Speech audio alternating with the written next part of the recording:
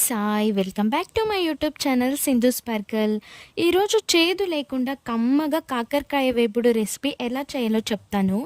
ఇంకా నా ఛానల్ ఎవరైనా సబ్స్క్రైబ్ చేసుకోకుంటే సబ్స్క్రైబ్ చేసుకోండి, అలాగే వీడియో సేవ్ చేసుకొని చూడండి.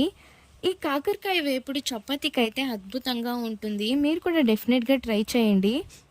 ఇంకా లేట్ చేయకుండా ఎలా చేయాలో చూపించేస్తారండి.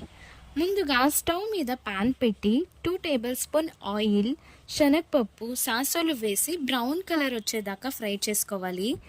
తర్వాత కరివేపాకు కొద్దిగా, పచ్చిమిరపకాయలు ఒక 7-8 అయితే సరిపోతుంది, వేసి ఫ్రై చేసుకుందాం. తర్వాత సన్నగా తరిగి పెట్టుకున్న కాకరకాయ వేసి బాగా మిక్స్ అయ్యే వరకు మిక్స్ చేసుకొని కలుపుతూ ఫ్రై చేసుకోవాలి. బాగా ఫ్రై చేసుకున్నాక తగినంత ఉప్పు, కొద్దిగా పసుపు, 1 టేబుల్ స్పూన్ ధనియా పొడి వేసి ఒక 5 మినిట్స్ కలుపుతూ ఫ్రై చేసుకుందాం. ఫ్రై అయ్యాక 1 గ్లాస్ వాటర్ యాడ్ చేసుకుందాం. ఇక్కడ ఈ టైంలోనే చింతపండు ఒక 5 నిమిషాలు నానపెట్టుకొని ఆ రసం తీసుకున్నాను.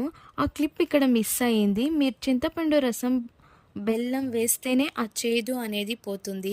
మర్చిపోకుండా చింతపండు రసం ఇంకా బెల్లం యాడ్ చేసుకోండి. వేసి మిక్స్ చేసుకున్నాక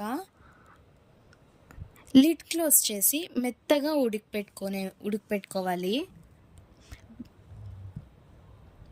ఆ కాకరకాయ అంతా బాగా మెత్తగా ఉడికే వరకు ఉడికిపెట్టుకున్న తర్వాత లాస్ట్లో కొత్తిమీర వేసి గార్నిష్ చేసుకుంటే కమ్మని కాకరకాయ వేపుడు రెసిపీ రెడీ అయిపోతుంది.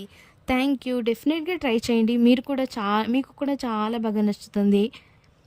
ఇంకా నా ఛానల్ ఎవరైనా సబ్స్క్రైబ్ చేసుకోకుంటే సబ్స్క్రైబ్ చేసుకోండి. ఇలా ఈ వీడియో మీకు నచ్చిందా అయితే